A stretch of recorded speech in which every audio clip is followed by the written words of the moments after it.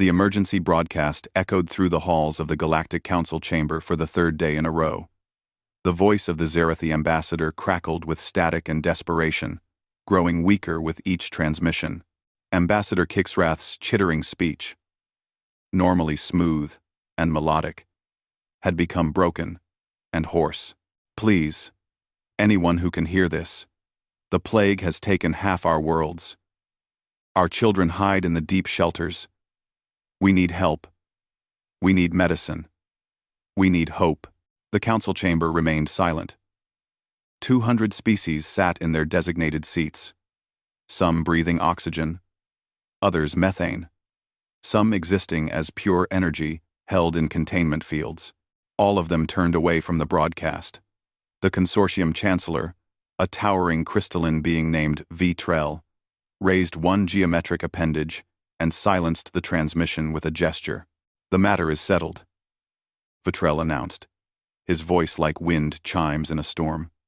The Zerathi system is declared a Level 9 quarantine zone. All traffic is forbidden. The automated defense grid is now active. Any vessel attempting to breach the quarantine will be destroyed automatically. A murmur of agreement rippled through the chamber. The decision was logical. The decision was necessary. The decision was unanimous. The plague that had struck the Zerathi worlds was unlike anything the galaxy had seen in 10,000 years. It killed within 72 hours of first symptoms. It spread through the air, through water, through touch. Worst of all, it jumped between species. The Zerathi had been hosting a trade conference when the first cases appeared. Within a week, 17 different species had contracted the disease. 16 of those species had lost their representatives before they could escape the system. The galaxy's finest medical minds had studied the samples sent before the quarantine began. Their conclusion was absolute. There was no cure. There was no treatment. There was only death or isolation. To attempt a rescue would be to spread the plague across civilized space. One species dying was a tragedy. 100 species dying would be an apocalypse. The mathematics were simple. The ethics were clear. The Zerathi had to be abandoned. Vitrell dismissed the council session. As the representatives filed out, returning to their embassies and vessels, not one looked back at the silent emergency broadcast channel. The Zerathi would scream into the void until their voices failed. Then, there would only be silence. 3 systems away, the human cargo vessel Defiant Hope drifted through standard space, hauling medical supplies to a colony on the rim. The ship was old, her hull scarred from decades of service. But her engines ran clean, and her crew ran cleaner. Captain Sarah Chen sat in her command chair, reviewing manifest reports, when Communications Officer Maria Torres suddenly sat up straight. "Captain, I'm picking up something strange on the emergency channels." Sarah looked up from her datapad. She was a small woman, barely 5 feet tall, with black hair pulled back in a tight bun, and eyes that had seen too many hard decisions. "Strange how? It's a distress call. Zerathi language. But it's on a loop. Like it's been broadcasting for days. And there's something else." Maria adjusted her headset, her brown fingers dancing across the control panel. "It's coming from inside a quarantine zone." The bridge fell silent. Sarah stood and walked to the communications station. "Play it. Play it." The voice that emerged from the speakers was barely a whisper. "This is Shelter Complex 7. Zerath Prime. We have 6,000 civilians. 4,000 are children. Our supplies will last 3 more days. The plague has not reached the deep shelters, but we cannot leave. Cannot reach the surface. Please, if anyone can hear this, we are still alive." Sarah closed her eyes. Behind her, the bridge crew waited. There were only 12 of them aboard. All human. All veterans of the merchant marine. They had hauled cargo through pirate raids, asteroid fields, and solar storms. They had seen things that would make other species flee in terror. But this was different. "Maria, pull up everything on that quarantine zone." The data streamed across the main view screen. The Zerathi system. Population: 14 billion. Current status: Level 9 quarantine. Total blockade authorized by Galactic Council. Automated defense grid active. Penalty for breach: immediate destruction. Medical assessment: plague mortality rate: 100%. Contagion factor: extreme. Estimated survival time for victims: 72 hours maximum. Recommended action: avoid at all costs. Jesus, whispered First Officer James Rodriguez. He was a big man, former military, with dark skin and a scar across his left cheek from a shuttle crash.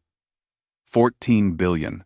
We're 14 billion, corrected Engineer Wei Zhang, a thin woman with gray-streaked hair. Look at the date on this quarantine order. It's been 3 weeks. If the plague kills in 72 hours, no one needed her to finish. The math was brutal and simple. Sarah stared at the view screen. 14 billion souls, an entire species, dying alone while the galaxy built walls to keep them contained. She thought about the voice from Shelter Complex 7. 6,000 people. 4,000 children. 3 days of supplies. Captain? Maria's voice was soft. What do we do? Every person on the bridge knew what the regulations said. What the Galactic Council had ordered. What every sane being in the universe would do. They would change course, deliver their cargo, file a report about the distress signal, and let someone else deal with it. Except there was no one else. The entire galaxy had already dealt with it by building a wall and looking away. Sarah turned to face her crew. These 12 people had followed her through situations that had no business turning out well. They trusted her. They were also human, which meant they were clinically insane by the standards of every other species in space. Earth was not a kind mother. Earth was a nightmare world where diseases mutated every season, where predators hunted in packs, where the weather itself could kill in 100 different ways. 99% of every species that had ever lived on Earth had gone extinct. Humans survived by being too stubborn to die and too crazy to know when to quit. Pull up the distress signal again, Sarah ordered. All of them. Every shelter that's broadcasting. Maria worked her console. Dozens of signals appeared on the screen. Shelter Complex 7 with 6,000 people. Shelter Complex 3 with 12,000. Shelter Complex 19 with 800. On and on. Hundreds of thousands of Zerathi, hiding underground. Cut off from the surface. Cut off from each other. Cut off from the galaxy. Total count? Sarah asked. Wei Zhang ran the numbers. Approximately 2.3 million individuals in the registered shelters. Unknown number in unregistered locations. 2.3 million people. Not all of the Zerathi. Not even a fraction of what had been lost. But 2.3 million living, breathing people who were going to die because no one would help them. Sarah looked at James. How long to reach the Zerathi system at maximum burn? 16 hours, James answered immediately. He already knew what she was thinking. But Captain, that automated defense grid, can it stop us? Probably not before we breach the system. The grid is designed to keep people out over time, not stop a ship willing to ram through. But the Galactic Council will know the moment we cross the line. They'll send warships. How long before those warships arrive? James calculated. 48 hours minimum, maybe 72. Sarah did her own math. 16 hours to get there, 72 hours before the Council's military could respond. That gave them 56 hours to do something impossible. Opinions? Sarah looked around the bridge. Medical Officer Lisa Park spoke first. She was Korean American, young for her position, but she had worked epidemic response on Earth during the Brisbane fever outbreak. That plague they're describing? It sounds like a cytokine storm amplified by an aggressive viral vector. If that's what it is, human immune systems might be able to handle it. Might. We've survived worse on Earth. Might isn't good enough, Wei countered. If we go in there and get infected, we don't just die. We become carriers. We could bring this back to human space. We could. Or we could save 2.3 million people. Tactical Officer Marcus Webb drummed his fingers on his console. He was the youngest on the bridge, barely 25. But he had sharp eyes and sharper instincts. The Council won't see it as rescue. They'll see it as contamination breach. They might quarantine Earth itself. Let them try, growled Maria. We've been the new kids in the galaxy for 50 years. The Council treats us like we're dangerous animals anyway. Maybe it's time we act like it. Sarah held up a hand for silence. This isn't a debate about human pride. This is about whether we can live with ourselves if we don't try. Show of hands. Who votes we go in? 12 hands rose into the air. Not one hesitated. Sarah felt something tight in her chest loosen. This was her crew. These were her people. Crazy, stubborn, impossible humans who looked at certain death and saw a chance to do something right. All right then. Sarah sat back in her command chair. James, set course for Zareth Prime, maximum burn. Wei, I want every environmental suit we have prepped and ready. Lisa, start reviewing everything we know about epidemic response. Marcus, pull up the schematics for that defense grid. If we're going to ram through it, I want to know where to hit. Maria, send a message back to Earth. Tell them what we're doing and why. If we don't make it back, someone should know we tried. The bridge erupted into activity. The Defiant Hope's engines flared to life, pushing the old cargo ship to speeds she hadn't reached in years. The course was locked. The die was cast. As they accelerated toward the quarantine zone, Maria turned from her console. Captain, I've got one more thing. It's a response from the Galactic Council. They detected our course change. What do they say? Maria read the message. Human vessel, Defiant Hope. You are ordered to alter course immediately. Entry into Zarathi quarantine zone is forbidden by Council law. Violation will result in destruction of vessel and permanent sanctions against Earth. Acknowledge and comply. Sarah smiled. It was not a nice smile. It was the smile of a species that had climbed to the top of Earth's food chain by refusing to accept the word impossible. Send a reply. Tell them, we're human. We don't leave people to die. If they want to stop us, they're welcome to try. The message transmitted across space, bouncing through relay stations, reaching the Galactic Council chamber, where Vitrell still presided. The crystalline being read the message twice, unable to process the illogic. They're going in anyway, an aide whispered. That is irrational, Vitrell stated. They're human. Vitrell had no response to that. Humanity was still a puzzle to the older species. They came from a death world, a hell planet that should have produced either apex predators or cowering prey. Instead, it produced something the galaxy had never seen. A species that looked at suffering and ran toward it instead of away. In the Defiant Hope's medical bay, Lisa Park prepared equipment that the Galactic Council's best doctors had already declared useless. In engineering, Wei Zhang rerouted power to shields that would need to hold against weapons designed to sterilize plague ships. On the bridge, Sarah Chen stared at the growing image of the Zarathi system and thought about those 2.3 million people waiting in the dark. The galaxy had left them to die. The math said they couldn't be saved. The logic was absolute.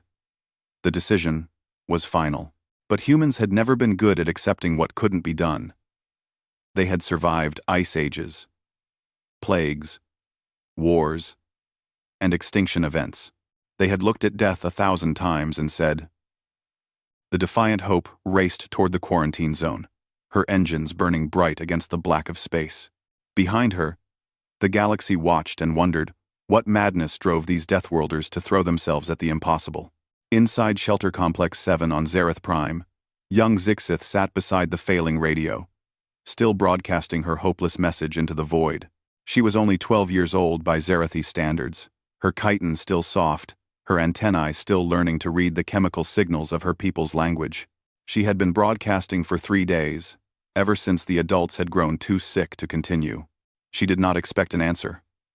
No one did. Then the radio crackled to life with a new voice. It was strange, alien, speaking in heavily accented Zerathi. Shelter Complex 7. This is the human vessel Defiant Hope. We received your distress call. We are 16 hours out. Hold on. Help is coming. Zixith stared at the radio. Then she ran through the shelter, screaming the impossible news. The humans were coming. The Deathworlders were coming. Someone still cared. The automated defense grid detected the Defiant Hope when she was still 2 light hours from the Zerathi system. Weapons platforms that had floated dormant for 3 weeks suddenly woke, their targeting systems locking onto the approaching vessel. Warning broadcasts transmitted on all frequencies in 47 languages. Attention approaching vessel. You are entering a level 9 quarantine zone. Turn back immediately or you will be destroyed. This is your only warning. On the bridge of the Defiant Hope, Marcus Webb watched the defense grid light up on his tactical display. Captain, I count 38 weapons platforms. They're charging weapons.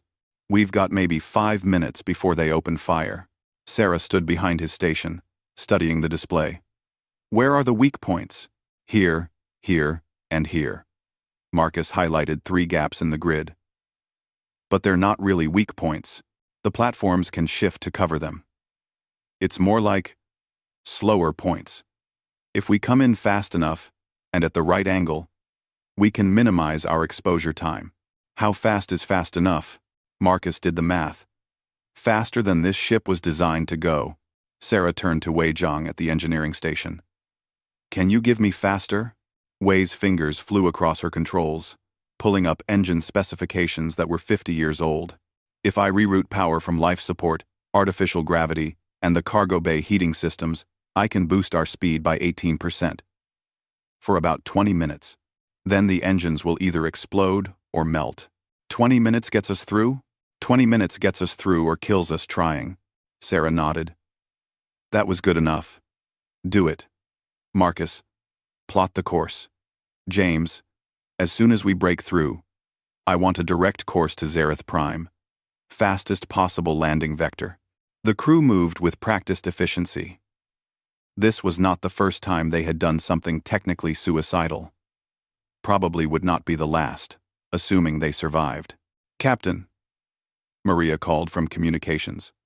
I'm getting a transmission from the Galactic Council. It's Chancellor Vitrell himself. Put him through. The view screen flickered, and the crystalline form of Vitrell appeared. Behind him, the council chamber was in chaos. Representatives shouting in dozens of languages. Vitrell's voice cut through clearly.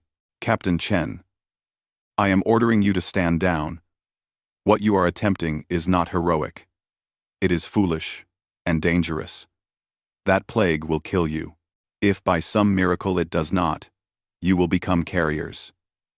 You will spread it beyond the quarantine. Millions could die across the galaxy. Sarah looked at the crystalline being who had sentenced an entire species to death. With respect, Chancellor, millions are already dying. 2.3 million people in those shelters are going to die in the next 72 hours if no one helps them. You've decided they're acceptable losses. I haven't. This is not a question of compassion versus cruelty, Vitrell said, his voice chiming with what might have been frustration. This is mathematics. Logic. The plague cannot be stopped. All you will do is die with them. Maybe, Sarah agreed. Or maybe we'll figure something out. Humans are pretty good at figuring things out when we're desperate. We had to be. Our planet spent millions of years trying to kill us. Your planet made you reckless. Our planet made us survivors. Vitrell was silent for a moment. Then he spoke more quietly. Captain Chen, I have reviewed your species file. I know about the diseases you have overcome, the plagues you have survived. But this is not Earth. You have no immunity to this pathogen. Your medical officer's hypothesis about cytokine response is interesting, but untested. You are gambling with not just your lives, but potentially the safety of the entire galaxy. Then the galaxy better hope we win the gamble. Sarah glanced at Marcus, who held up 3 fingers. 3 minutes, until weapons range. Chancellor, I'm going to tell you something about humans. We have a saying on Earth. We're all we've got. Most species hear that and think it means we're alone. Isolated. It doesn't mean that at all. It means when things get dark, when everyone else runs, we stand together. Those Zerathi down there, right now, they're part of our we. So we're going in. I will order the defense grid to destroy you. You already did. We're going in anyway. Vitrell stared at her through the screen, his crystalline face unreadable. Then he made a sound like breaking glass. It might have been a sigh. Then, I will do something I have never done before. I will hope that illogic prevails. Because if you fail, Captain, the Council will have no choice but to sterilize that entire system. And if you carry the plague out, we will have no choice but to quarantine Earth itself. The stakes are higher than you know. The transmission cut off. Sarah turned back to her crew. You heard the man. We fail. Earth gets locked down. No pressure. Just another Tuesday, James muttered, which got a nervous laugh from the bridge crew. Marcus counted down. Weapons, platforms. Going hot in 90 seconds. Recommend we start evasive maneuvers in 60. Sarah sat in her command chair and gripped the armrests. Way. Give me that speed boost. Marcus. Execute your approach vector. Maria. Keep broadcasting on all frequencies that we're a rescue vessel. Maybe the platforms will hesitate. Some round. The platforms are automated, Marcus pointed out. They don't hesitate. Can't hurt to try. The Defiant Hope surged forward as Way dumped emergency power into the engines. The old cargo ship groaned, her hull shaking as she pushed past her design specifications. The weapons platforms tracked her approach, plasma cannons swiveling to aim. Entering weapons range, Marcus announced. Here we go. The first platform fired. A bolt of superheated plasma streaked through space, missing the Defiant Hope's bow by 100 meters. Marcus threw the ship into a rolling dive, using the manual controls because no computer could predict the random pattern he was flying. More platforms fired. The space around them became a light show of deadly energy. One bolt clipped their port shield, sending power fluctuations through the ship. Emergency alarms blared. Shields at 70%, Marcus called out. Another bolt. Another hit. The ship shuddered. Shields at 40%. Sarah watched the tactical display. They were halfway through the grid. Just a few more seconds. The engines screamed as Way pushed them beyond their limits. Temperature warnings flashed red across every console. A plasma bolt hit them dead center. The shields flared and collapsed. The ship's lights flickered. Shields down, Marcus shouted. Next hit goes straight through the hull. Way, I need those engines, Sarah ordered. They're already at 130%. Any more, and we blow. Then give me 140% for 10 seconds. Way's hands moved without hesitation. The engines roared like dying stars. The Defiant Hope leaped forward. Faster than any cargo ship, had a right to move. Plasma bolts filled the space where they had been a heartbeat before. Clear! Marcus gasped. We're through the grid. The crew erupted in cheers. Then the cheers died as everyone realized what they had just done. They were inside the quarantine zone. There was no turning back now. If the plague killed them, they would die in this system, their bodies burned to ash by sterilization protocols. Status report, Sarah ordered, her voice steady despite her racing heart. James ran through the systems. Hull integrity at 85%. Shields offline. Will take 30 minutes to recharge. Engines running hot, but functional. We're alive, Captain. For now, Wei added darkly. Those engines are not going to last much longer. We've got maybe 6 hours of flight time before we need to shut down for repairs. Sarah nodded.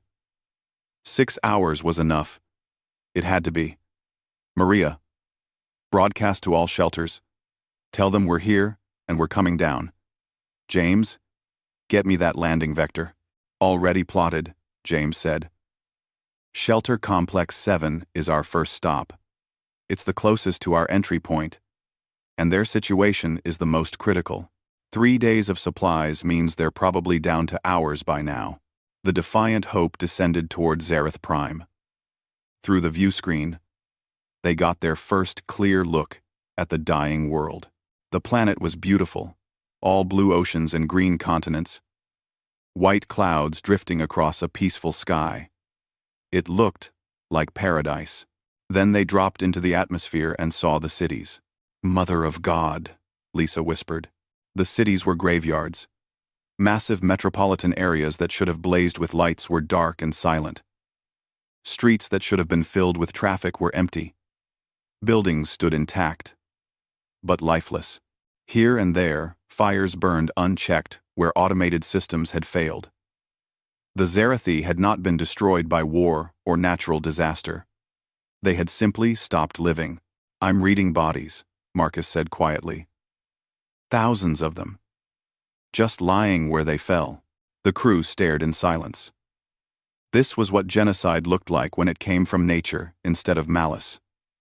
An entire species, wiped out by something invisible, while the galaxy watched and did nothing. Shelter Complex 7, coming up, James announced, his voice rough with emotion. The shelter entrance was in a mountain valley, far from the dead cities. As they approached, Marcus suddenly tensed. Captain, I'm reading weapons signatures. Ground-based defense turrets. They're tracking us. Those would be the shelter's automated defenses, Lisa said. They probably went on high alert when the plague hit. They might see us as a threat. Maria, hail them on all frequencies. Let them know we're friendly. Maria sent the transmission. Shelter Complex 7. This is the human vessel Defiant Hope. We received your distress signal. We are here to help. Please do not fire on us. For a long moment, there was only static. Then, a young voice crackled through the speakers. Human ship? You came? You really came? It was Zixith, the young Zarathi who had been broadcasting the distress signal. Her voice shook with disbelief and hope. Sarah leaned forward. We really came. We're going to land outside your main entrance. We have medical supplies and personnel. But we need you to do something for us first. We need you to tell us about the plague. How it spreads. What the symptoms are. Everything you know. I will try. The adults, they are very sick. But I have been watching. Learning. I can tell you what I have seen. That's perfect. You're doing great. Stand by. The Defiant Hope settled onto the valley floor with a groan of stressed landing gear. Sarah stood and looked at her crew. Lisa, you're with me. James, you have command. No one else leaves this ship until we know what we're dealing with. Understood? Understood, James said. He did not look happy, but he knew the protocol. Someone had to stay behind. Someone had to be able to take off if everything went wrong. Sarah and Lisa met in the cargo bay, pulling on environmental suits that looked flimsy compared to the heavy quarantine gear that other species used. Human suits were lighter, more flexible. Designed for a species that had learned to move fast when death was chasing them. The other species thought human protective equipment was inadequate. Humans thought other species were too slow to survive. Wei joined them, suited up and carrying a large equipment case. You're not going down there without engineering support, she said, cutting off Sarah's protest. If their life support systems are failing, you'll need someone who can fix them. Sarah wanted to argue. She also knew Wei was right. Fine. But you follow Lisa's contamination protocols exactly. Yes, Captain. They cycled through the airlock and stepped onto Zarathi soil. The air outside smelled wrong, even through the suit filters, smoke and decay, and something chemical that Sarah could not identify. In the distance, one of the dead cities burned. The shelter entrance was a massive door set into the mountainside. As they approached, it cracked open just wide enough for a figure to slip through. Zixith was small, barely up to Sarah's chest, her insectoid body covered in pale blue chitin. Her antennae twitched nervously as she saw the humans. "You are smaller than I expected," Zixith said in careful Galactic standard. "The Council records say humans are apex predators from a death world. I thought you would be bigger." Sarah smiled behind her helmet. "We don't need to be big. We just need to be stubborn. Can you take us to your sick?" Zixith led them into the shelter. The corridors were wide and tall, built for a species that was physically larger than humans. Emergency lights flickered overhead. The air inside was stale despite the life support systems. They passed Zarathi sitting against the walls, their movements slow and labored. Some looked up as the humans passed, their compound eyes reflecting confusion and fear.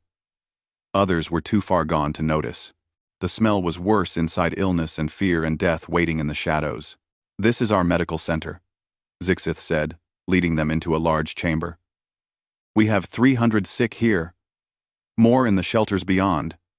Our doctors died in the first week. Those of us who remain, we do what we can. But we do not know how to fight this." Lisa immediately went to the nearest patient, scanning with her medical equipment. Sarah watched as the young doctor's expression changed from concern to confusion, to something that might have been excitement. "Captain," Lisa said slowly, "I need to run more tests. But this plague, it's not what the Council said it was." "What do you mean?" "I mean they were wrong. Completely wrong. This isn't some unstoppable super plague. It's bad, yes, but it's not impossible. It's a hemorrhagic fever virus combined with a bacterial co-infection. Nasty combination. But humans have dealt with similar things on Earth. Ebola, Marburg, dengue. We know how to fight this." Sarah felt hope bloom in her chest. "You can treat it?" "In 2. I think so. But I need to confirm something first." Lisa turned to Zixith.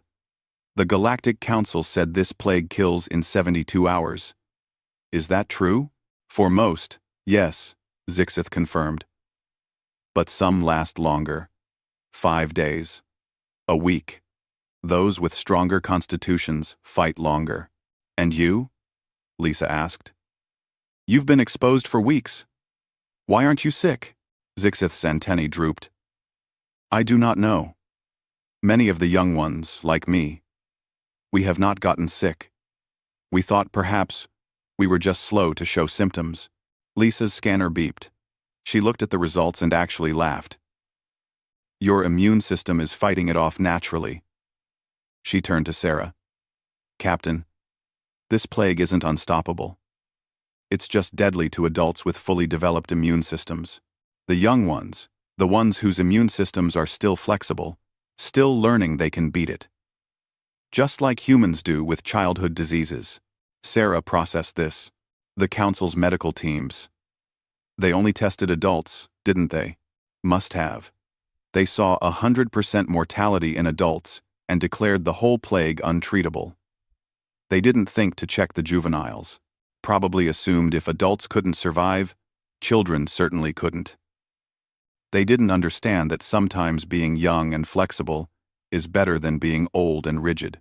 "Can you make a treatment?" "I think so. We'll need to synthesize antibodies from the immune individuals, combine it with broad-spectrum antivirals and antibiotics to handle both the viral and bacterial components. It won't be a cure, but it will give their immune systems time to learn to fight back." "How long to set up production?" "With our equipment, 8 hours to develop the treatment. Then, we can start treating people immediately."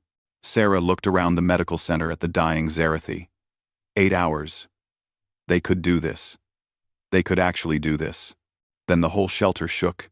Emergency alarms began to wail. Marcus's voice crackled over Sarah's comm. "Captain, we've got a problem.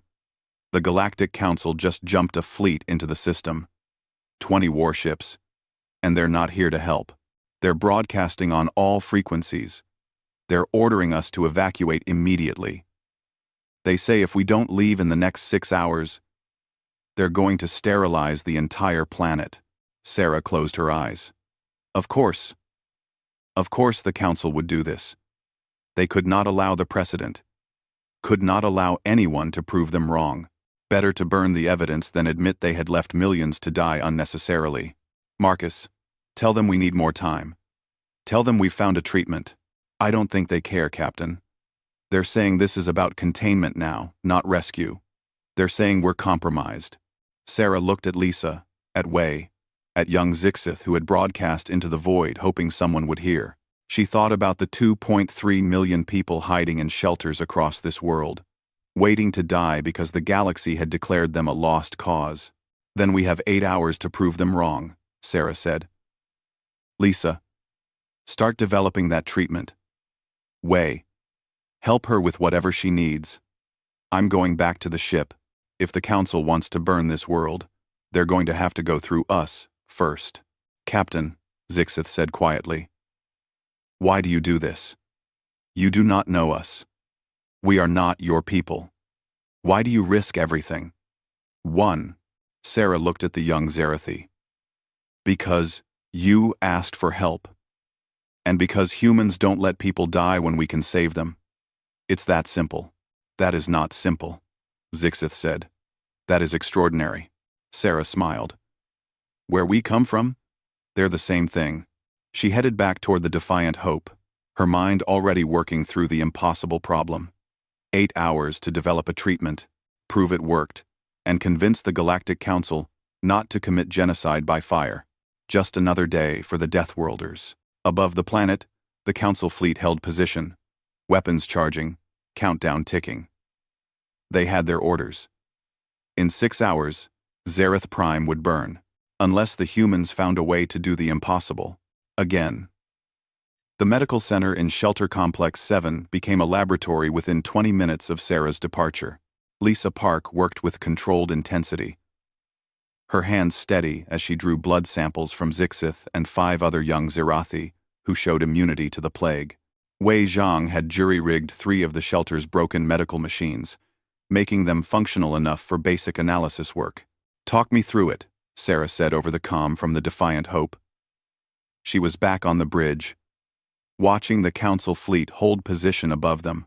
20 warships, each one capable of reducing the planet's surface to molten glass. "The plague is a 2-stage killer," Lisa explained as she worked. "First, a hemorrhagic virus attacks the vascular system, causing internal bleeding. Then, while the immune system is overwhelmed fighting the virus, a bacterial infection moves in and finishes the job. Most species in the galaxy have very specialized immune responses.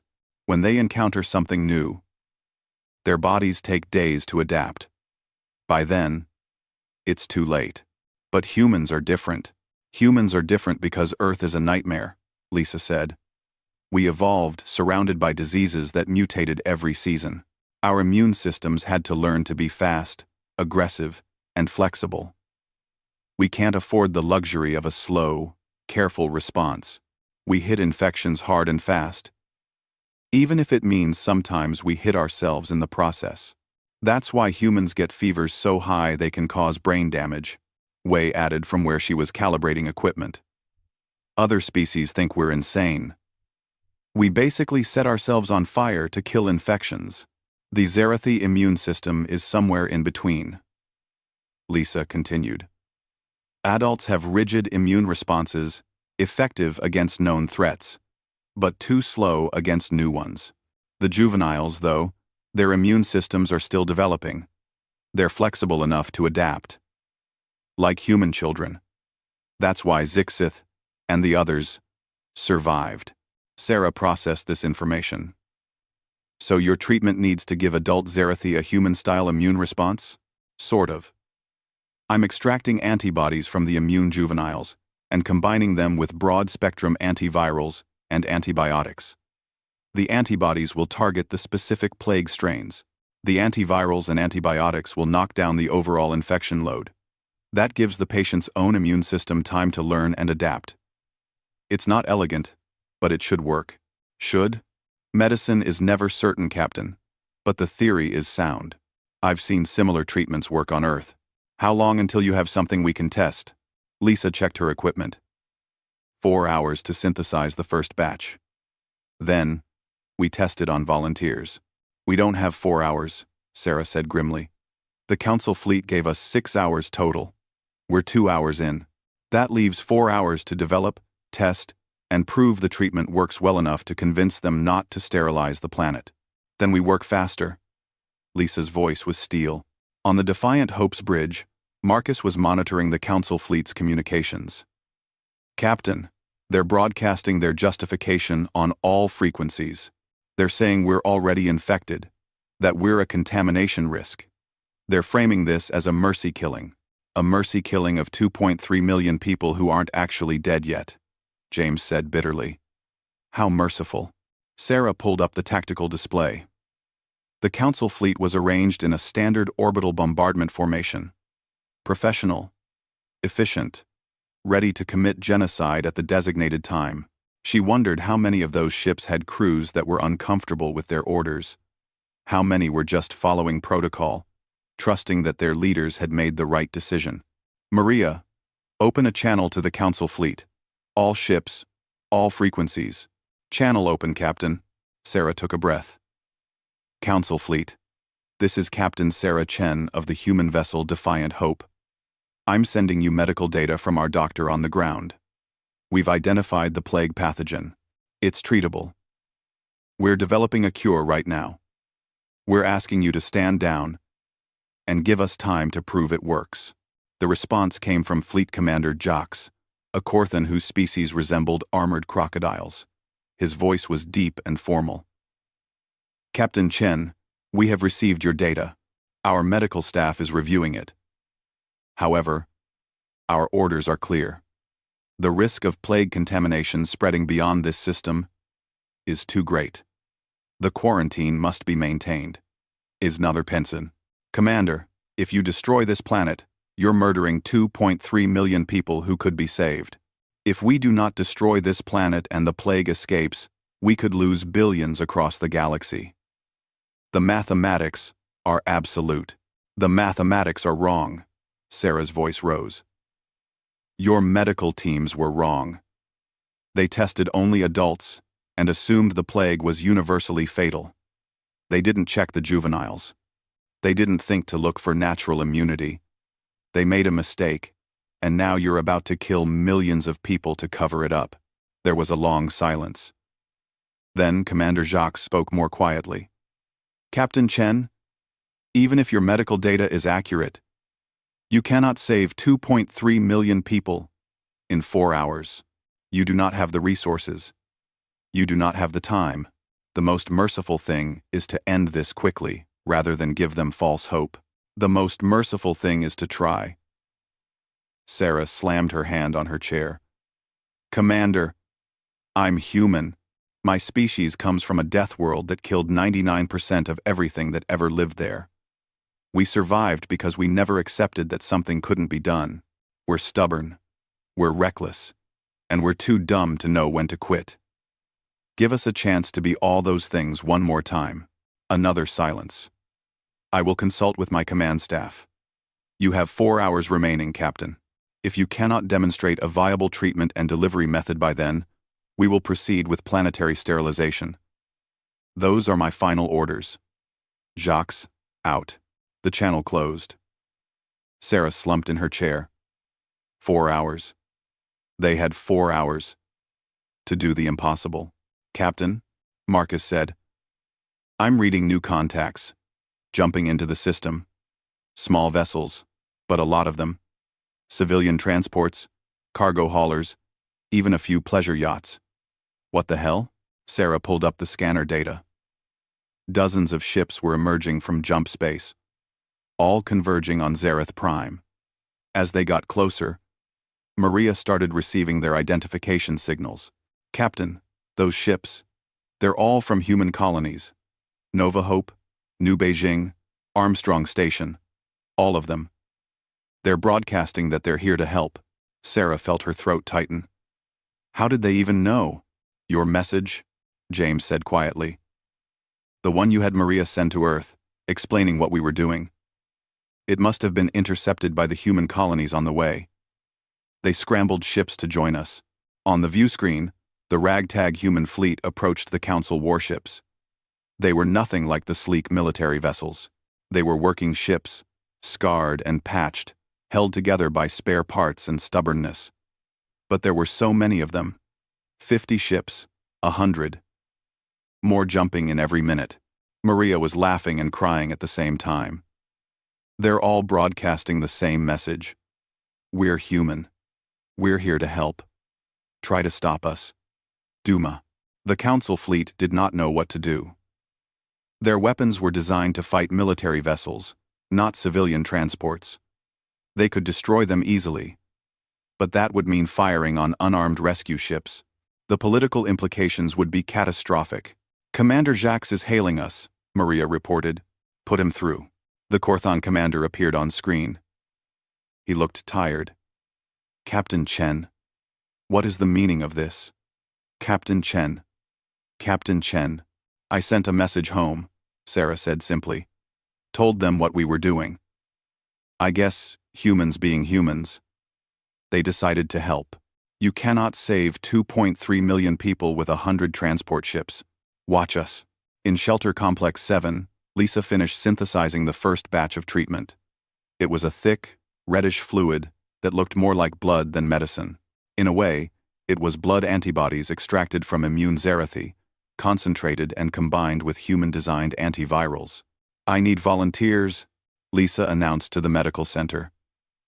"This is an untested treatment. It might work, it might not. It could even make things worse. But if we don't try, everyone here dies anyway." An older Zerathi, his chitin dark with age and his breathing labored, raised one trembling limb. "I will try. I am dying already. What harm can it do?" His name was Kelksith. He had been a teacher before the plague, instructing young Zerathi in the old ways of navigation by the stars. Now he lay on a medical bed, his body shutting down one system at a time. Lisa injected him with the treatment, and then they waited. Minutes passed. Lisa monitored his vital signs, watching for any change. The other Zerathi in the medical center watched in silence, hoping for a miracle. Kelksith's breathing steadied. His body temperature, which had been dropping toward death, stabilized. His vital signs, weak and erratic, began to show a pattern again. After 30 minutes, he opened his eyes. "I feel different," he said. "The pain is less. The fog in my mind is clearing." Lisa scanned him again. The plague was still in his system, but the viral load was dropping. The bacterial infection was in retreat. His immune system, given the tools it needed, was fighting back. "It's working," Lisa whispered. Then louder. "It's working. Wei. We need to make more. A lot more." Wei was already moving. "How much do we need?" "Enough for 300 people in this shelter, then enough for the 2.3 million in all the shelters. So, basically, an impossible amount in 4 hours. Then we better get started," Wei said. "I'll see if I can boost the synthesis rate. Maybe blow up a few more machines in the process." Sarah's voice came over the comm. "Lisa, the cavalry has arrived. We've got human ships from a dozen colonies offering assistance. What do you need?" Medical supplies, synthesis equipment, anyone with pharmaceutical production capability. And Captain, we're going to need a lot of blood donations from the immune Zerathi juveniles. Not enough to hurt them, but enough to produce antibodies for millions of people. I'll coordinate with the other ships. How fast can you train other medical personnel on your treatment protocol? I can write it up in 10 minutes. Any competent medic should be able to follow it. Good. Send it to Maria. She'll broadcast it to the fleet. Every ship with medical capability can start producing treatment. We'll turn this into a production line. And that was exactly what they did. The human ships descended to Zareth Prime, landing near shelters across the planet. Cargo bays were converted into mobile pharmaceutical labs. Engineers who had never studied medicine followed Lisa's protocols with desperate precision. The immune Zarethi juveniles, understanding what was needed, volunteered their blood in carefully measured amounts. Zixith became a coordinator, moving between shelters, helping the humans understand Zarethi physiology. Explaining the treatment to her frightened people, she moved with a confidence that had not been there before. She had spent 3 weeks watching her species die. Now, she was watching them come back to life. In Shelter Complex 7, Kelxith sat up for the first time in 2 weeks. Around him, other Zarethi who had received the treatment showed similar improvements. The treatment was not perfect. Some patients were too far gone. Their bodies too damaged to recover even with help.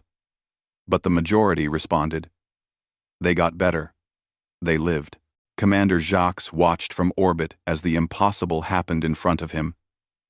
The human ships, those crazy, reckless Deathworlders, were actually pulling it off. His medical staff confirmed that the treatment worked. His scanners showed that the plague was being contained.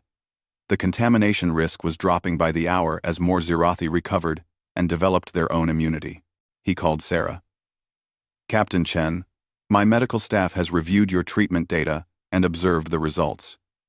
They confirm that the plague is treatable and that the contamination risk is manageable. However, I must point out that you still have not solved the fundamental problem. You have treated perhaps 10,000 people. There are still 2.3 million spread across this planet. My orders require planetary sterilization if the plague cannot be completely eliminated. Sarah smiled. Commander, we're not going to eliminate the plague in 4 hours. But we don't need to. We just need to prove we can.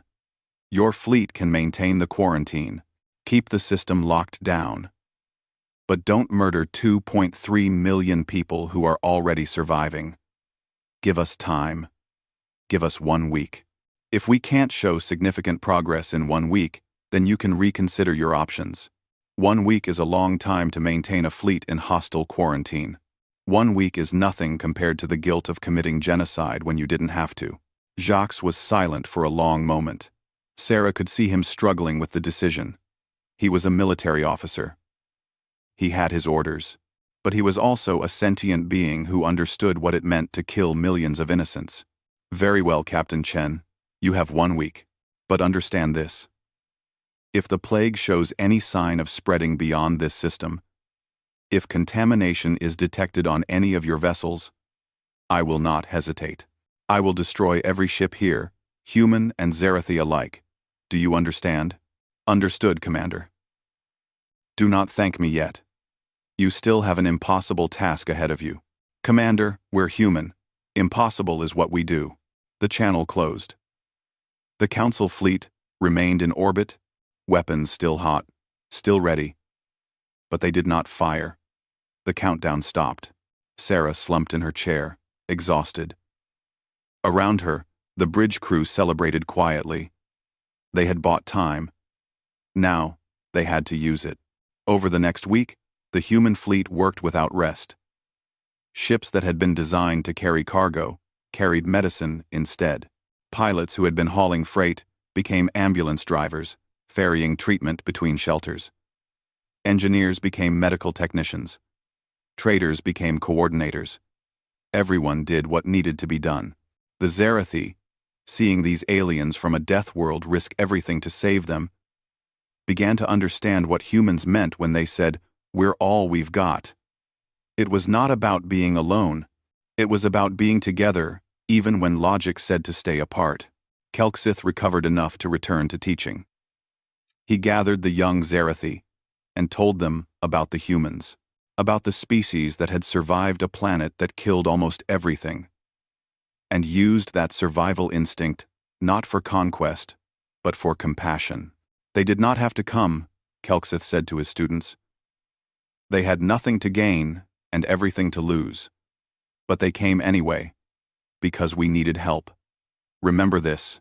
Remember that in the darkest moment of our history, when our own galaxy abandoned us, the Deathworlders saved us. Young Zixith, who had broadcast into the void hoping for a miracle, sat among her fellow juveniles and smiled. She had learned something important. The universe was not empty of compassion. You just had to find the species crazy enough to act on it. On the defiant hope, Sarah received a transmission from Earth. It was from the Human Colonial Administration, the closest thing humanity had to a unified government. The message was brief. Captain Chen, you have put Earth in a difficult position with the Galactic Council. Your actions were against their explicit orders. However, you have also demonstrated what humanity stands for. We're sending additional ships with full medical facilities. If you're going to save 2.3 million people, you might as well do it properly. Try not to start an interstellar war. Signed, Administrator Chen. Sarah laughed. Administrator Chen was her mother. Of course, she would support the mission while officially disapproving of the method. That was the human way: push the rules until they bent, then act surprised when things worked out. Lisa came onto the bridge, looking exhausted but happy. Captain, we've treated 90,000 people so far. Mortality rate is down to 5%, and most of those are patients who were too far gone before treatment. We're going to save them. We're actually going to save them. How are the immune juveniles holding up? They're heroes, every one of them. Zixith has organized them into a volunteer corps. They go from shelter to shelter, donating blood, helping with care, teaching others what they know. That kid is 12 years old, and she's running a better relief operation than most governments. Sarah thought about Zixith, the young Zerathi who had refused to stop broadcasting even when all hope seemed lost. Make sure she gets a commendation. From Earth. I'll write it personally. She'd probably prefer a thank you and a chance to study xenomedicine. Then we'll give her both. The days passed. The treatment spread. The death toll stopped rising. The Zerathi began to cautiously believe that they might actually survive this nightmare. Commander Jacques, watching from his fleet, sent periodic reports to the Galactic Council. He detailed the human efforts, the treatment success rate, the declining contamination risk. The Council did not know how to respond. Admitting the humans were right meant admitting they had been wrong. Admitting they had been ready to commit genocide based on incomplete data. Vitrell, the crystalline chancellor who had ordered the quarantine, requested a direct communication with Sarah. When the channel opened, he did not speak for a long moment. Then, Captain Chen, you have done something remarkable. You have proven that sometimes illogic prevails where logic fails. My species has existed for 15 million years. We have seen empires rise and fall. But I have never seen anything quite like what you humans have done here. We just did what needed to be done, Sarah said. No. You did what no one else would do. There is a difference. The Council is reconsidering its protocols regarding quarantine procedures and disease response.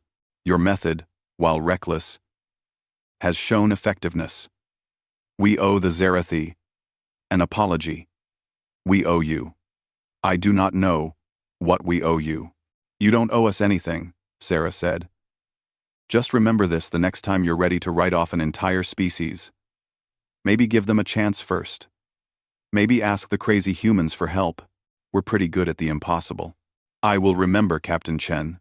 The galaxy will remember. When the transmission ended, Sarah looked at her crew. These 12 people who had decided to do something stupid and heroic and completely human. They had saved 2.3 million lives. They had changed how the galaxy thought about quarantines and diseases and what it meant to help. Not bad for a cargo ship with delusions of heroism. Outside, the sun set on Zereth Prime. In the shelters, the Zerathi watched the humans work and understood that they were not alone. In orbit, the Council fleet maintained their watch, but no longer as executioners. And in the deep dark between the stars, 6 other quarantine zones detected new signals. Human ships were coming. The Deathworlders were coming, because that's what they did. 3 days into the rescue operation, Earth itself responded, not just with medicine or supplies, but with a decision that would change everything. 18 purpose-built medical vessels launched from lunar orbit, each one designed for epidemic response and planetary relief operations. Behind them came supply ships, manufacturing vessels, and 3 massive hospital ships that could process millions of patients. Sarah watched them arrive on the tactical display, barely able to believe what she was seeing. The lead vessel was the UHMS Nightingale, a city-sized medical ship that Earth had built after the Brisbane fever epidemic. She had hoped for more supplies. She had not expected an entire fleet. Captain Chen. This is Fleet Medical Coordinator Hassan speaking from the Nightingale. We're here to take over primary operations. You and your crew have done something incredible. But you look like you need some rest. Sarah almost laughed. Rest. She had not slept in 3 days. None of her crew had. They were running on adrenaline, stimulants, and the stubborn human refusal to stop when there was work to be done. Coordinator Hassan. We appreciate the help, but we're not standing down. These people need every hand they can get. I'm not asking you to stand down, Captain. I'm asking you to let us share the load. You've proven the treatment works. Now, let us scale it up. That's what we're designed for. It made sense.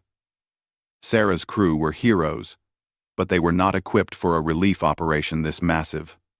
The Nightingale and her sister ships were. They had the personnel, the equipment, the infrastructure to treat millions. Letting them take the lead was the smart play. All right, Coordinator. We'll integrate with your operation. What do you need from us? End. Way. End. God passus. Your doctor's treatment protocol, and everything you've learned about working with the Zerathi. After that, honestly, you should sleep. You've earned it. Sarah wanted to argue. But she also knew Hassan was right. She was exhausted. Her crew was exhausted. They had done the impossible part, proving it could be done. Now it was time to let others finish what they had started. But the universe had other plans.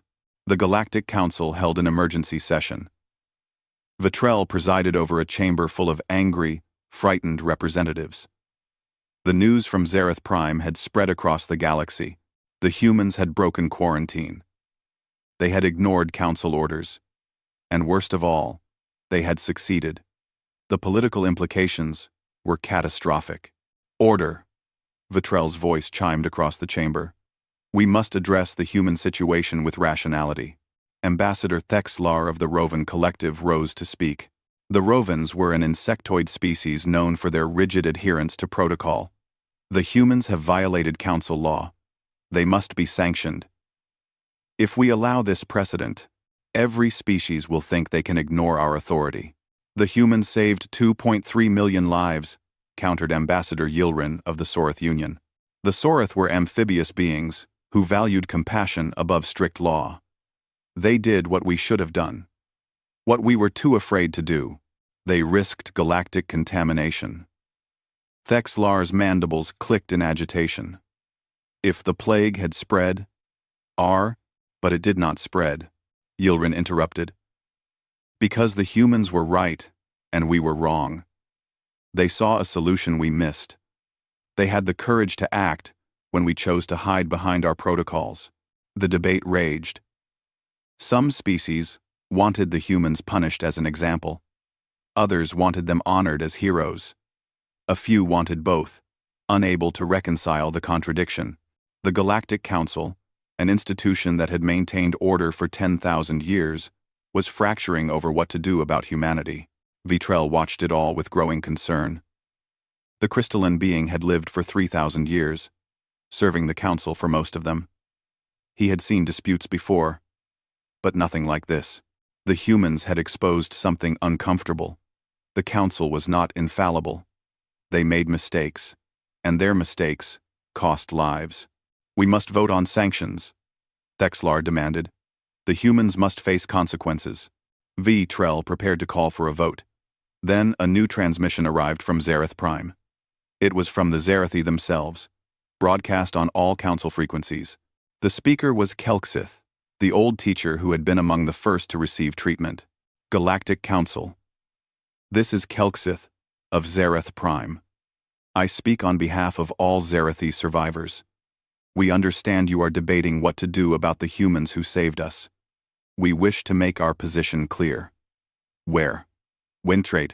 The humans violated your orders, yes. They broke your quarantine, yes. They risked contamination, yes. But they also gave us our lives back. When you decided we were already dead, they decided we were worth saving. When you chose safety over compassion, they chose courage over fear. If you punish them for this, you are telling the galaxy that the Council values its rules more than it values life itself. The chamber fell silent. Kelksith's words echoed in the minds of every representative. He was right, and everyone knew it. The Council had abandoned the Zarathi to death. The humans had given them life. There was no protocol that could make that look good. Furthermore, Kelksith continued, we wish to announce that Zareth formally requests to join the Human Alliance Network. If the species who saved us will have us, we choose to stand with them rather than with the Council that left us to die. The political bomb had been dropped. If the Zarathi aligned with humanity, other species might follow. The Council's authority would be questioned. Everything would change. Vetrell made a decision. There will be no vote on sanctions. The human actions at Zareth Prime are hereby classified as emergency medical intervention, authorized under Council Code 773. No punishment will be levied. This matter is closed. Thexlar's mandibles clicked furiously. Chancellor, you cannot simply, I can and I have. This session is adjourned.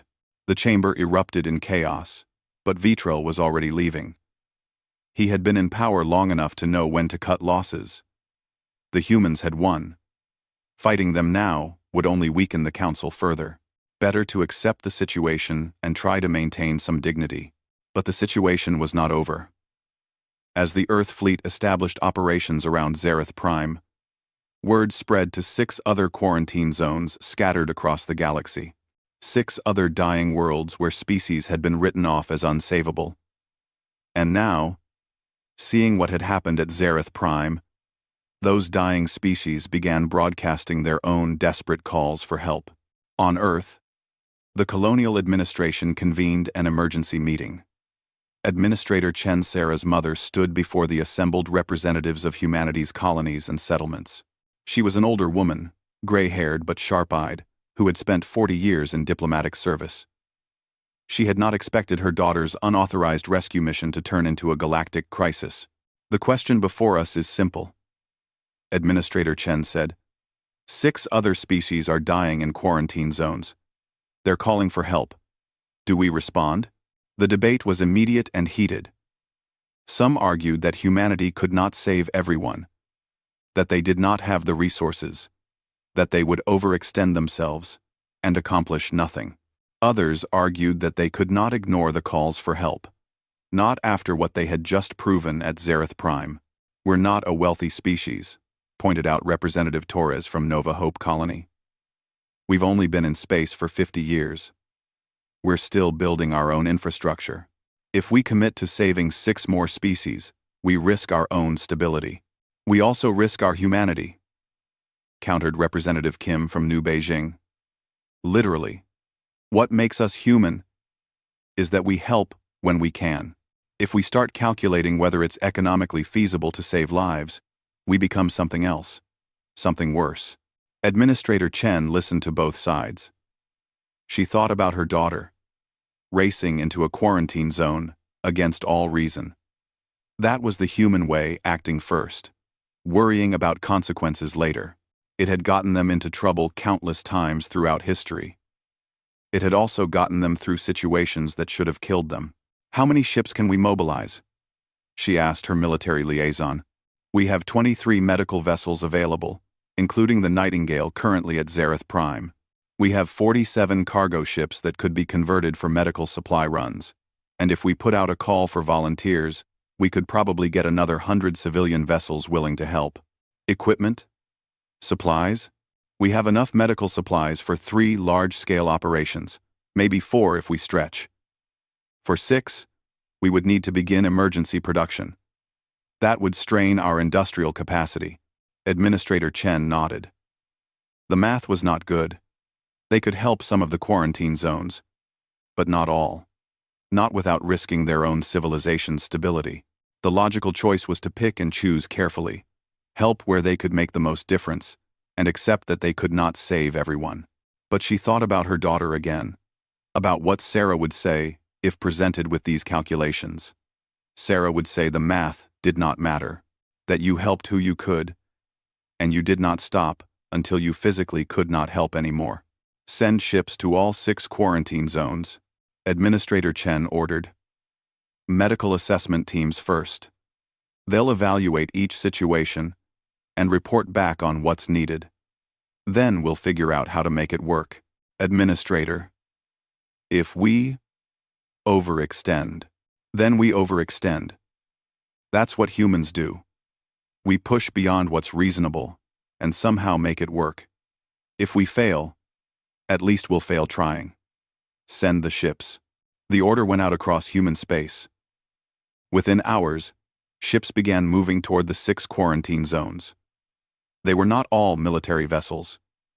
Many were civilian transports, whose captains volunteered to help. Some were private yachts converted into mobile medical labs. One was a mining ship whose crew had voted unanimously to abandon their current job and go save aliens they had never met. The galaxy watched in confusion and wonder. What kind of species did this?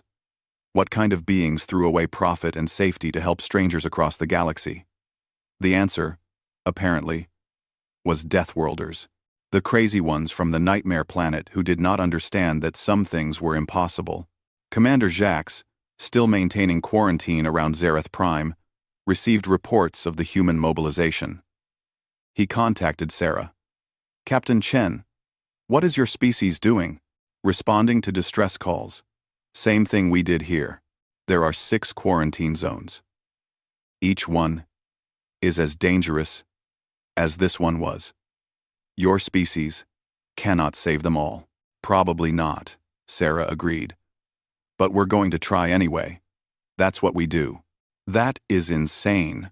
Yeah, we get that a lot. Jacques was silent for a moment.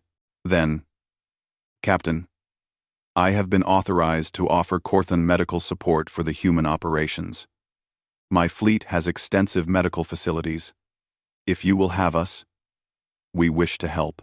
Sarah was surprised. Commander, I thought you were supposed to be containing us.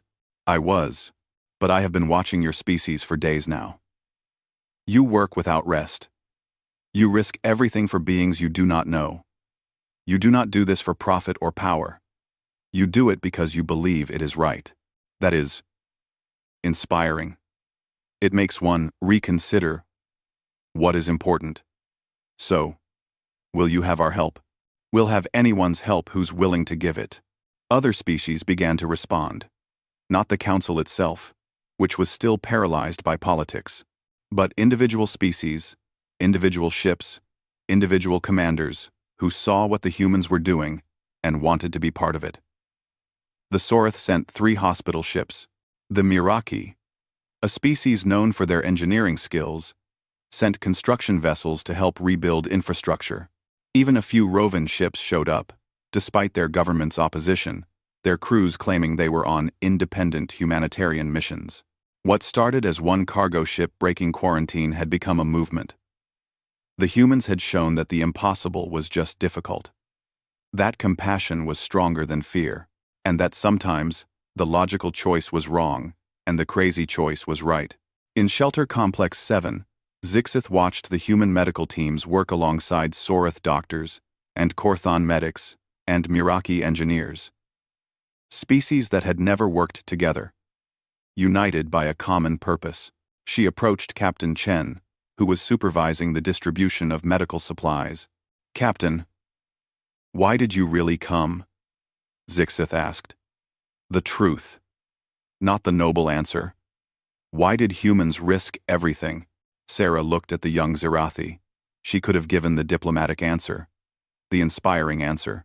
Instead, she told the truth. "Because we know what it's like to be alone and scared. Earth was not a kind mother, Zixith. She tried to kill us in 1,000 different ways. Diseases, predators, natural disasters. We faced them all. The only reason we survived was because we refused to let each other die. We learned that we're stronger together than alone. That survival means helping the weak, protecting the vulnerable, and never giving up on each other. When we heard your call for help, we didn't see aliens. We saw people who needed us. And humans don't leave people to die. It's that simple and that complicated." Zixith's antennae twitched thoughtfully. "You are teaching the galaxy something important. What's that?" "That strength is not just about weapons or technology. It is about what you choose to do when no one is forcing you. The Council had the power to save us, but they chose not to. Humans had no obligation to save us, but you chose to anyway. That is real strength." Sarah smiled. "I'm going to put that in my report. The politicians back home will love it. Will your people be angry about the cost? About the resources spent to save strangers? Some will be, but most will understand. Humans have a saying, 'We're all we've got.' Most species think it means we're isolated. It doesn't. It means when things get dark, we have each other. And now?"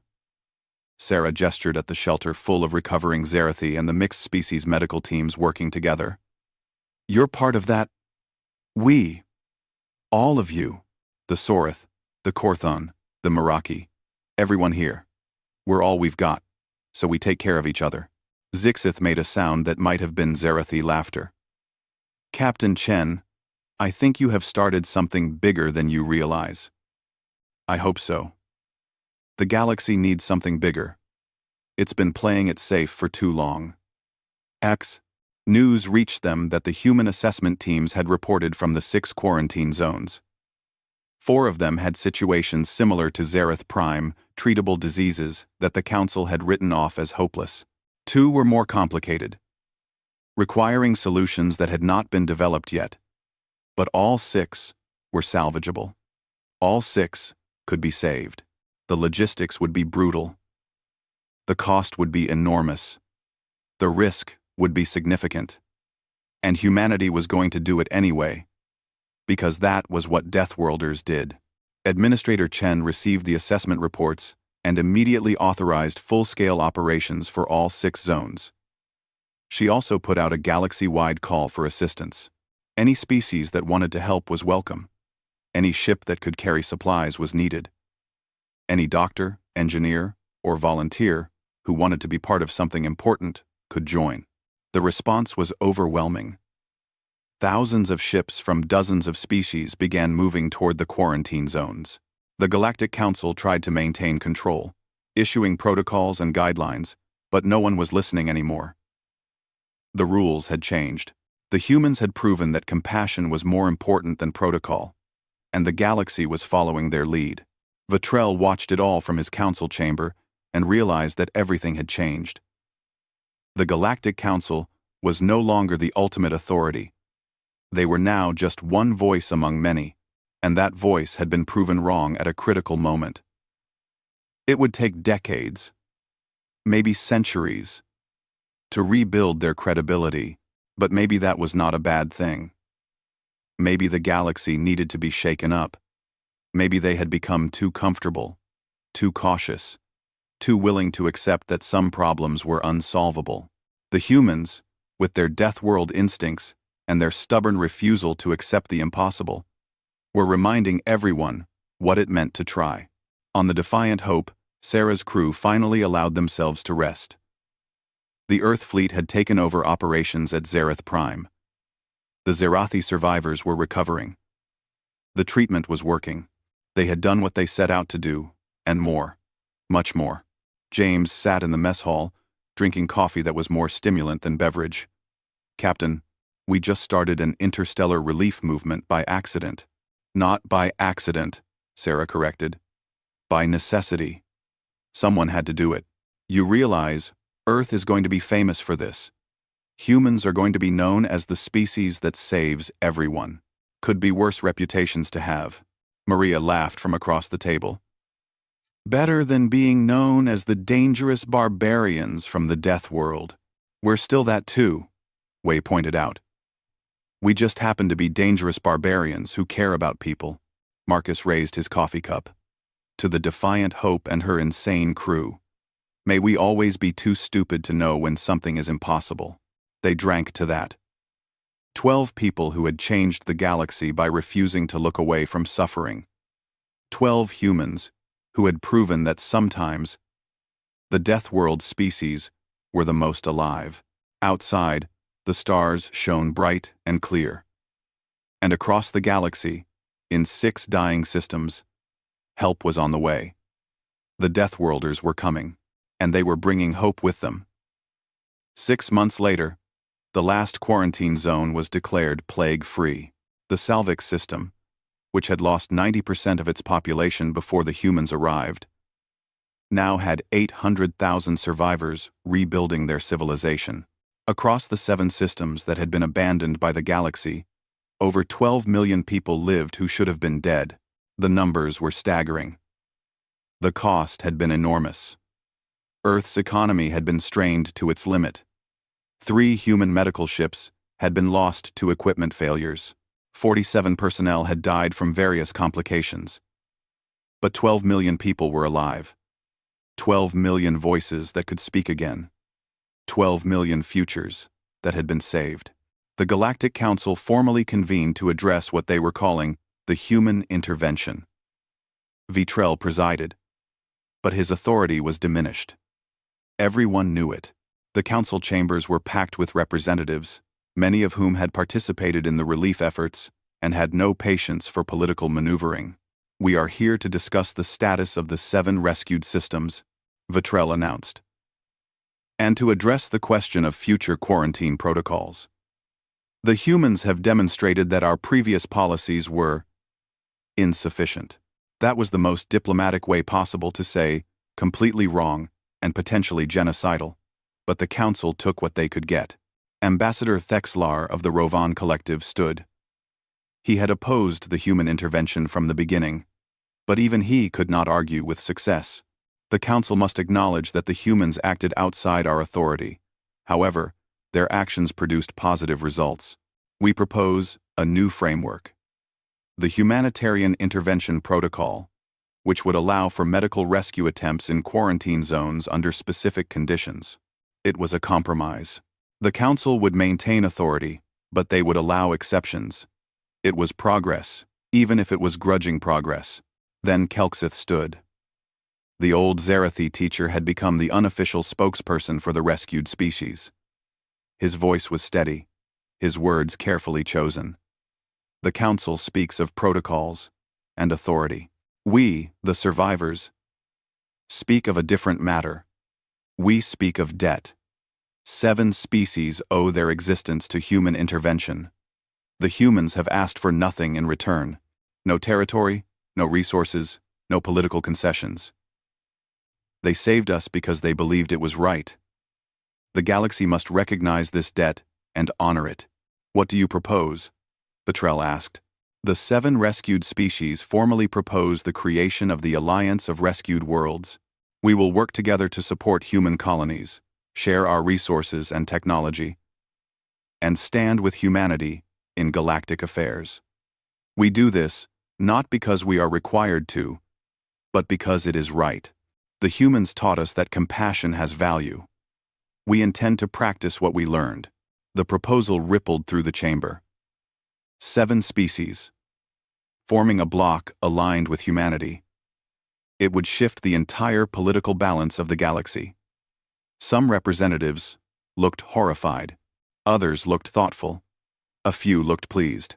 The Sorith Union immediately announced their support. The Sorith stand with the Alliance of Rescued Worlds. The humans showed us what true compassion looks like. We will not forget. The Korthon hegemony followed. Commander Jacques himself appeared via hologram. The Korthon witnessed human courage firsthand. We have decided that strength is not just about military might. It is about the will to act when others will not. The Korthans support the Alliance and request formal cooperation agreements with Earth. One by one, species that had participated in the rescue efforts announced their support. Not all of them. The Rovan Collective abstained. Several other conservative species voted against it. But the momentum was clear. Humanity had allies now. Real allies. Bound not by treaty, but by genuine respect and gratitude. Vitrell watched his carefully ordered galaxy shift and change. As a being who had lived for 3,000 years, he recognized a historical turning point when he saw one. The Council acknowledges the Alliance of Rescued Worlds. We welcome this development and look forward to working together toward common goals. It was the best he could do. Maintain dignity while accepting defeat. After the session, Vitrell requested a private communication with Administrator Chen on Earth. When the connection was established, the crystalline chancellor studied the human woman carefully. She looked older than her years, worn down by 6 months of crisis management and impossible logistics. But her eyes were sharp, and her spine was straight.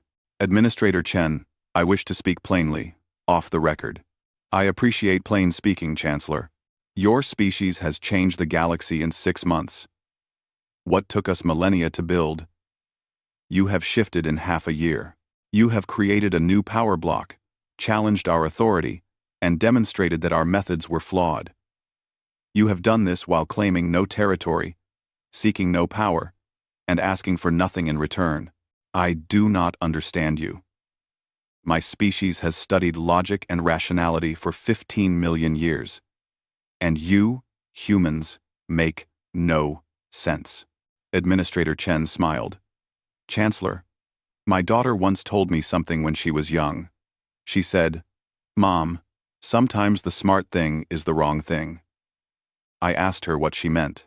She said the smart thing is to stay safe. But if everyone stays safe, no one helps the people who need it.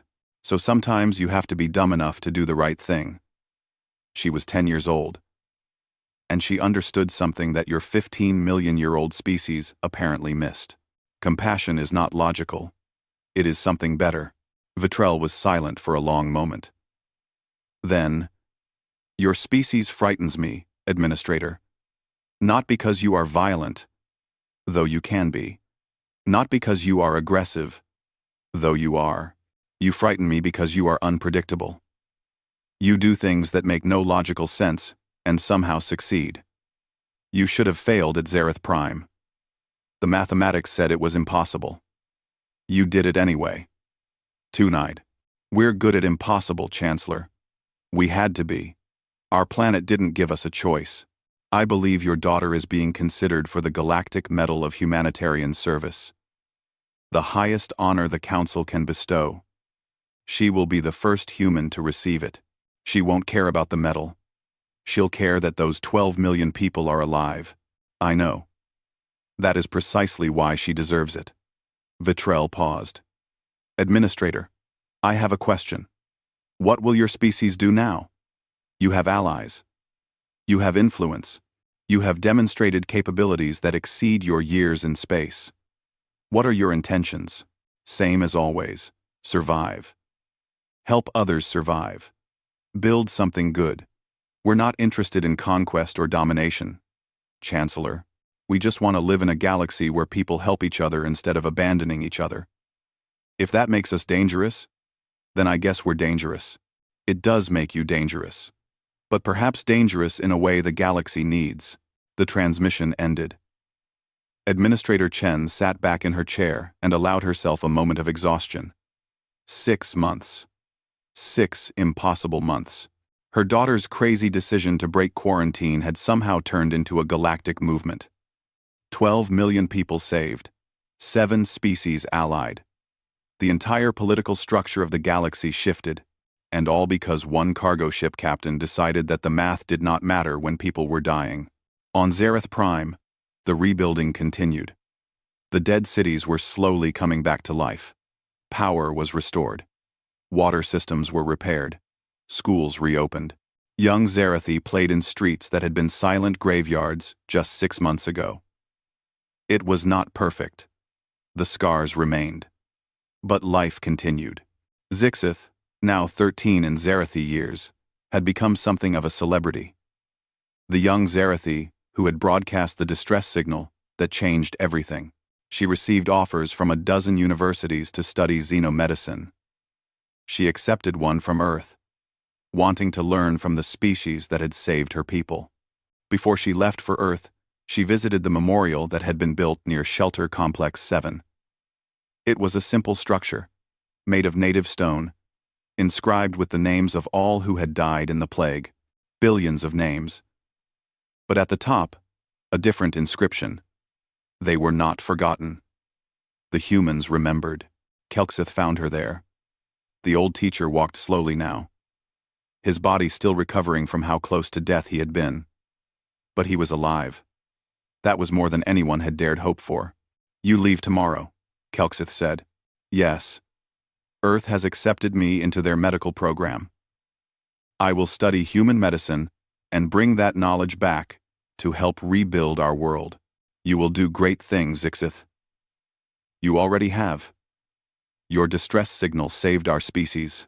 It was just broadcasting into the void, hoping someone cared enough to listen. And someone did. That is the lesson, young one. The void is not empty if you dare to call into it. The humans heard you, because they were listening. Now you must learn their ways, understand their medicine, and teach our people what you learn. That is how we honor the debt we owe them." Zixith touched the memorial stone. "Teacher, do you think it will happen again? Another plague? Another disaster? Will species abandon each other again? When it does?" Kelksith considered the question carefully. "Perhaps. Fear makes people do terrible things, and the galaxy is full of fear. But now, there is also hope. The humans have shown us what is possible when compassion overcomes fear. Some will learn from this. Some will not. But the lesson has been taught. That is something. It is not enough. No. But it is a beginning. And beginnings matter." On the Defiant Hope, Captain Sarah Chen prepared for departure. The old cargo ship had been in dock for the past month, undergoing repairs and upgrades. The Earth government had offered to replace her with a newer vessel, but Sarah had declined. The Defiant Hope had earned her name. She deserved to keep flying. The crew gathered in the mess hall for their departure briefing. All 12 of them, still together, still ready for whatever came next. They had been offered positions on better ships, promotions, desk jobs with honors and comfortable salaries. Every one of them had declined. They were a crew. They stayed together. "All right, people," Sarah said, pulling up the mission brief. "We've got a cargo run to the frontier colonies. Standard supplies. Nothing exciting. Then we're supposed to swing by Nova Hope for crew rotation. After that, we have a month of scheduled leave. Earth wants us to take a break. Are we going to take that break?" Maria asked with a grin. "Probably not," Sarah admitted. "But we'll pretend we are when we file the reports," James laughed. "Captain, we broke galactic law, started an interstellar alliance movement, and probably shortened the Chancellor's lifespan by a few centuries. I think we've earned a reputation for not following the plan, which is exactly why they want us on boring cargo runs for a while.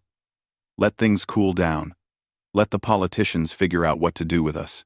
And if another distress signal comes through?" Wei asked quietly. Sarah looked at her crew. Her impossible, stubborn, crazy crew who had followed her into a quarantine zone and helped save 12 million lives. "Then we do what we always do. We respond. We help. We prove that the impossible is just difficult. That's what humans do. That's what Deathworlders do." Marcus raised his coffee cup. To the Defiant Hope and her insane crew. May we always be where we're needed, even when we're not wanted. They drank to that. A toast to doing the right thing, regardless of rules or protocol or common sense.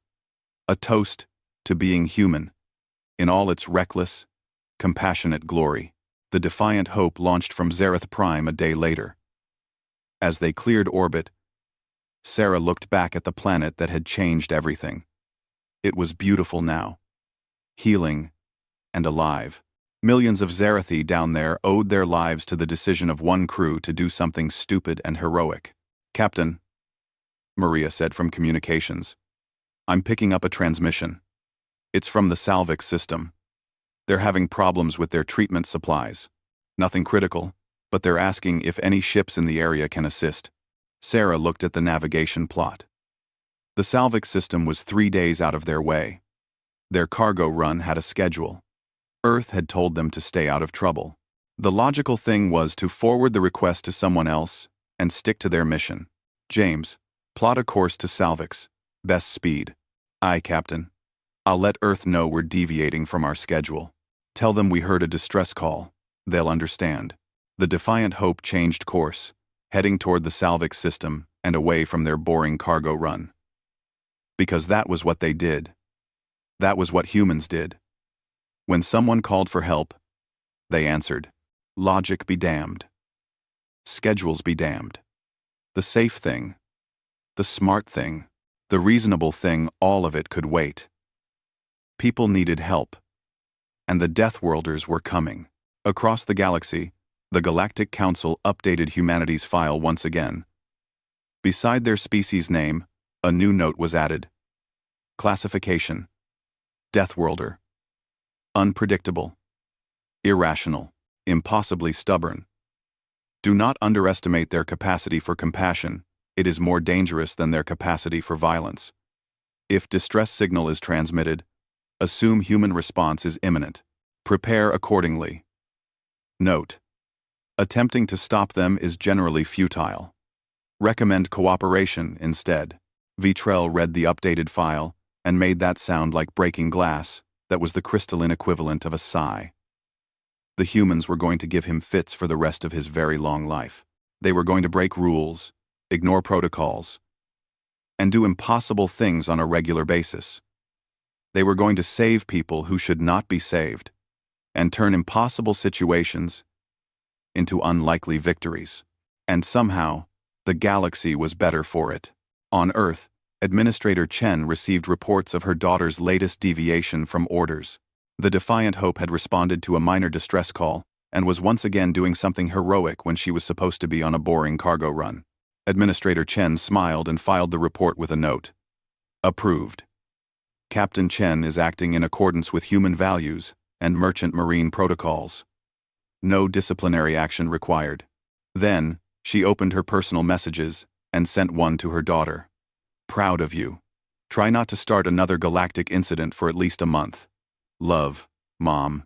Sarah received the message 3 days later, in orbit around Salvix, having just delivered emergency medical supplies to a grateful population. She smiled and sent back. No promises. Love you too. The Defiant Hope departed Salvix system and resumed course to the frontier colonies. Behind them, grateful Salvix broadcast their thanks across all frequencies. Ahead of them, the frontier waited, with whatever challenges it would bring. And somewhere in between, in the vast dark between stars, more distress signals waited to be heard. The galaxy had learned something important in the past 6 months. It had learned that humans did not give up. They did not accept that things were impossible. They did not calculate whether saving lives was economically feasible before deciding to act. They just acted, and somehow made it work through sheer stubborn determination and reckless compassion. Other species were starting to learn from this. The Sorith had established their own rapid response medical teams, modeled on human practices. The Korthan were rewriting their military protocols to include humanitarian operations. Even the conservative Rovan Collective was quietly reforming their quarantine procedures to allow for rescue attempts. The humans had changed the galaxy not through conquest or force, but through example. Young Zixith arrived on Earth 2 weeks later. She stood in the arrivals terminal of Geneva Spaceport, surrounded by aliens and humans going about their busy lives. This was the homeworld of the species that had saved her people. The death world that bred Deathworlders. She had expected something harsh and terrifying. Instead, she found a beautiful blue-green planet with friendly people who welcomed her warmly. She found a species that had survived impossible odds not by becoming monsters, but by becoming people who refused to let each other fail. She found the place that had taught Sarah Chen that sometimes the smart thing is the wrong thing, and the right thing is worth dying for. On her first day at Earth Medical University, Zixith's instructor asked the class a question. What is the most important quality in a medical professional? Other students answered. Knowledge, skill, dedication, precision. All good answers.